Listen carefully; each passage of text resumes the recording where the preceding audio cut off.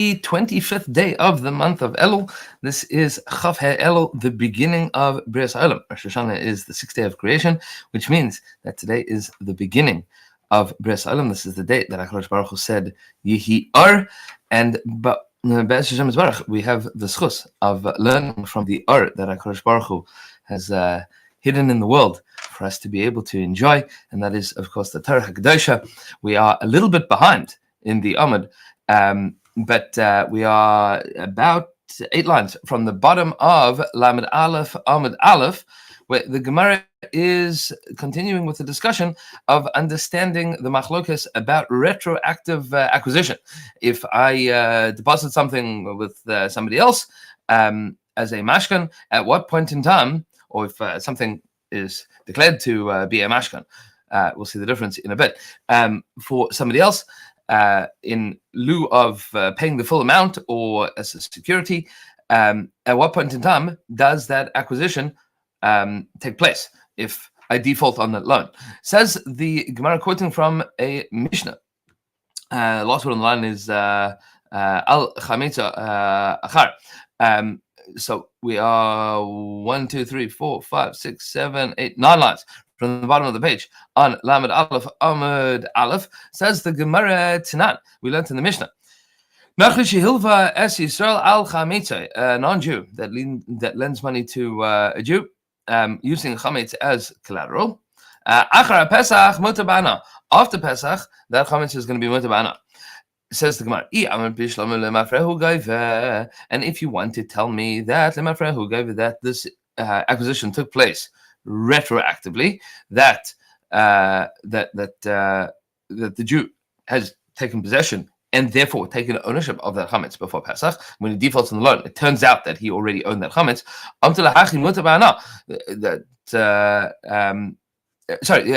Meaning that it belonged to the non-Jew already, and that's why it would be mutabana. But if you want to say from here on out, he is going to collect it. My mutabana, then why is it mutabana? It was still the Jew's possession. It was still the possession of the Jew throughout the entirety of Pesach. So how would he be able to get hana from that? Meaning another Jew could not get hana from that.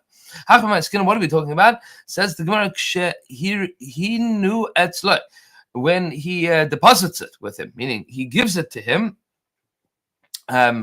It's not that he labeled it as collateral. He actually handed it to him. It was in his rishus, meaning it's in the rishus of the nachri. Says the Gemara, okay. So this Mishnah now can go according to either opinion, meaning it doesn't. It's not conclusive. Says the Gemara, maybe this machlokas about retroactive acquisition or not. Maybe this is a machlokas in the Tanoim already. Says the Gemara, lema ketanai. Maybe it's a machlokas between the Tanoim. How do we see that? Yisrael shehilva nachri al chametzai. If a Jew lent money to a non-Jew, al chametza, with chametz as collateral, la'achar haPesach eino over mishum eino over. Sorry. La'achar Pesach eino over. After Pesach, he hasn't violated anything. Meaning he gives money to a nachri and uses chametz as collateral. After Pesach, he hasn't violated anything, he can hold on to that chametz. From Reb Meir, they taught over that he did violate something. My love, is this not exactly a machlokes? The one is saying that the Tanakh is saying that that the acquisition only takes place after Pesach, and Reb Meir is saying no, the acquisition that the Jew is taking place already now, and that's why it's also says the Gemara B'Tisbara. Does that make any sense? Ema Sefer, the end of the Mishnah tells us, Aval Nachri Shehilva Yisrael Al Chametza. La'achar Pesach Dibra Hakol over. Yeah, but the end of the Mishnah is that if a Nachri lent money to a Jew and then took the Jew's chametz as collateral, Dibra Hakol over. Everybody agrees that he's over, meaning that after Pesach, that chametz is now asur. Says the Gemara, it should be the opposite. It should be the opposite. Lemanda Amar Hasam, according to the one that says at the beginning of the Mishnah, Eina over, that he doesn't violate the Tanakama. Hacha, in this case, over. He should violated it. I mean, he should have violated it because the chametz belongs to a Jew during Pesach. Lemanda Amar Hasam over, and the one that says that he doesn't violate anything, Hacha ain't over. He shouldn't violate. The one that says that he has violated, he shouldn't, because the chametz did not belong to a Jew through Pesach. Says the Gemara, this is the top of Lamed Aleph Amud Beis. Ella, rather, this is not the machlokes. Hachama asking, what are we talking about? That we are talking about a situation where he, meaning the borrower, gave his chametz to the lender, meaning it was in the lender's possession the whole way through. Meaning the whole Mishnah is talking about where the chametz is in the hands of the hands of the borrower. It's in the hands of the lender. The kamifli, and the machlokes is with the din of Rabbi Yitzchak. Rabbi Yitzchak said as follows: how do you know that a balchov, a lender, or creditor, has taken an acquisition over the collateral that is assigned to repay in the case of a defaulting on the loan? Meaning, how do you know that balchov has acquired the mashkan? The pasuk says, "Ulecha tiet tzedakah." The pasuk says, pasuk in Dvarim, that when you a balchov take collateral from an ani, you have to give it back to them at night. And then the pasuk says, "Ulecha tiet tzedakah," and then you get a bracha for doing that. That's meaning you did something wonderful through doing that.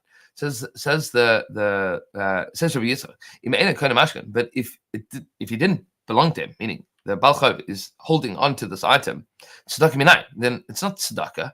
Why would this be called tzedakah? This would be, it belongs to him, so give it back to him.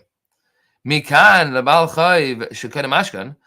From here you learn that the balchov that has taken an item as collateral, kana mashkan, it belongs to him. It belongs to him while he is holding on to it. At the end of the period of time that the money is paid back, so then he gives it back, and the ani will reacquire it. But it's considered tzedakah to give him that item which was technically previously his, because it belongs to the balchov during the period of the loan. Tanakama Savar. So what's the machlokes? Tanakama Savar, the first Tana says, Hani mili yishal mishal, that this is only true of a Jew lending to another Jew and from another Jew. That's where the obligation of tzedakah exists. Meaning a Jew is chayiv in tzedakah to another Jew, and if a Jew gives to another Jew, that's called tzedakah. But wait, between a Jew and an achri. Meir says that there is a kal v'chomer to make an argument here. That the pasuk is telling me that there is a kinyan when a yishal lends to a yishal and then leaves the mashkan. Yishal min achri l'kol sheken. If that would be the case, then Yishal min achri l'kol sheken, that if Yishal is borrowing from that if Yishal is lending to an achri, l'kol sheken, that it would belong to the Yishal, and it would be tzedakah for him to give it to the to give it back to the nachri. Aval nachri shehilva Yisrael al chametza, but a nachri that lends to a Jew al chametza, meaning and gives chametz to a Jew. Achar Pesach dibrakol over. Everybody's going to say that is violated. Hasan vade nachri Yisrael lekani, because the nachri definitely doesn't acquire it from the Jew, because the nachri doesn't have the obligation of tzedakah to a Jew, and therefore there is no tzedakah to speak of there. So he doesn't own it; it still belongs to the Yid. Says the Gemara as follows: Tanan, we learned in a Mishnah, nachri shehilva yishal al chametza, a nachri that lends to a Jew with chametza as collateral. Achar Pesach mutar b'hana, it would be mutar b'hana after Pesach.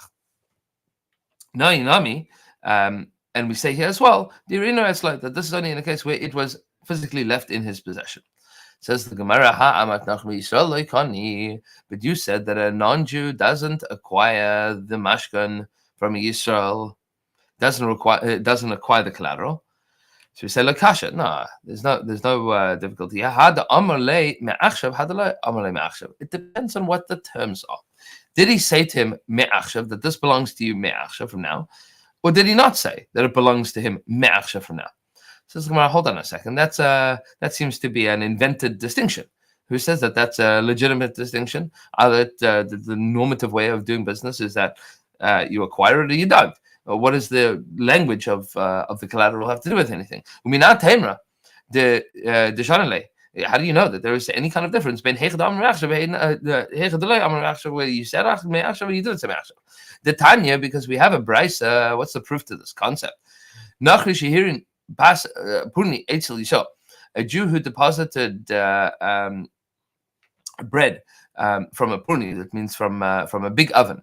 Rashi says, "Pas gedola ha'afui b'tanum gadol." This is like we make big bread, loaves of bread. They would have like little breads, but nachri that gives a pas gedola to Yisrael as a collateral. Over has not violated anything because the Nachri has given the pass to a Yisrael. It's in the Yisrael's possession. Over means that he hasn't acquired it. V'ima Amarla, and if he says to him, "He gatich," it's yours. Meaning now it's arrived at you, right? Now it's yours. Over, then he has violated. If it still belongs to him after Pesach. What's the difference between the Rish and Sefer? What do you hear from this? Shani, we said that there is actually a fundamental distinction. If he says to him, "This is yours until I can pay back the loan," then it is his. And if he says he has collateral in case I don't, then it's not. Meaning the language of the conversation makes a big difference whether or not it actually belongs to him. And that is the din.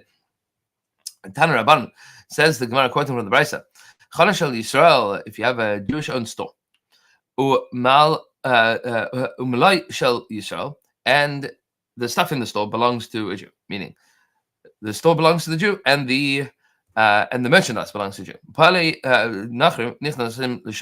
you have non-Jewish workers that come in and out. Any chametz that is found there after Pesach, we assume that is also bahana. Why? Because the stores that belongs to the Jew and the chametz belongs to, and the produce belongs to the Jew. If there's chametz that's found there afterwards, we're not going to assume that it was the non-Jewish workers that brought it in. We're going to assume that it belongs to the Jew that owns the store and the merchandise. And that's obviously true with regards to achila, that it would be also to eat, meaning for sure also bahana and for sure also ba'achila. What about the other way around? If it's a non-Jewish store, and non-Jewish owned products, and you have a Jewish worker that comes in and out, any chametz that's found there after Pesach, it's mutar ba'achila, and it's obviously to be mutar b'hana. These situations, this mission comes up halacha l'maisa all the time. You have a Jewish owned store with nachrim that work there. What happens if the chametz is found there afterwards? Who does it belong to? So it depends on who owns the store and who owns the merchandise. That is how we're going to assume. It says that is the that's the right. Okay, next Mishnah. Maseches. We have a Mishnah that says as follows: we saw this Mishnah in the first parak. Chametz that we quoted in the first parak. If you have chametz that building collapsed onto it, we assume that it is already destroyed. You don't need to go after it and destroy it. Rabbi Shimon Gamliel says, so long as a dog cannot go digging afterwards. Says the Gemara, Amar of Chisa says, but you still have to do bittul. You still have to do bittul chametz. Why? In case somebody will come along and remove the debris. They're looking for something else, or whatever the case may be. They're clearing the ruins. You still have to do bittul to make sure that you are not over and bal your bal matzah. Tana, we have a brayso kama chafishas hakelev. How far do we assume a dog can dig? Says the Gemara. Says the brayso shlosh tvachim. We assume 3 tvachim, 3 handbreadths. Amalei Rav Acha bereider Rav Yosef Rav Ashi Rav Acha bereider Rav Yosef says to Rav Ashi. How do Amr Shmuel? But what about the din that Shmuel told us? Ksafim ein lahem shmir el b'karka. That the best way to hide money is in the ground. Mi ba'in shlosh tvachim alai. And do you need it to be 3 tvachim deep or not? Amarle, he says to him, no. Hachem yishua mereicha. with regards to chametz, there's concern about reicha, about the smell of the chametz. Beina shleisha tvachim. That will require 3 tvachim deep.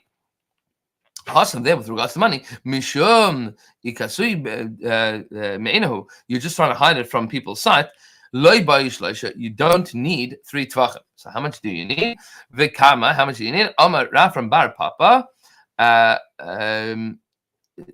Mi Sichra, Ra from Bar Papa from Sichra said tefach. All that you need is a tefach. That is the amount that you need in order to hide money away from prying eyes.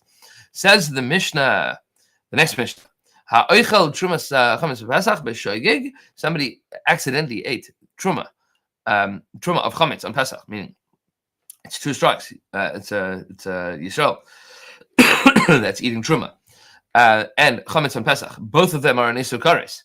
The difference is that truma belongs to a kohen. So you have 2 problems here. Says the Mishnah b'shoigeg, if you did it accidentally, mishalim keren v'chamish. You have to pay the keren v'chamish, meaning you have to pay back the kohen, and you have to pay back chamish because you took something that was kaddish and you have used it inappropriately. You owe a 5th on top of that. B'meizid, what if you did it on purpose? Not you, chalila, right? Potter mi tashlum, you are exempt from paying. Why?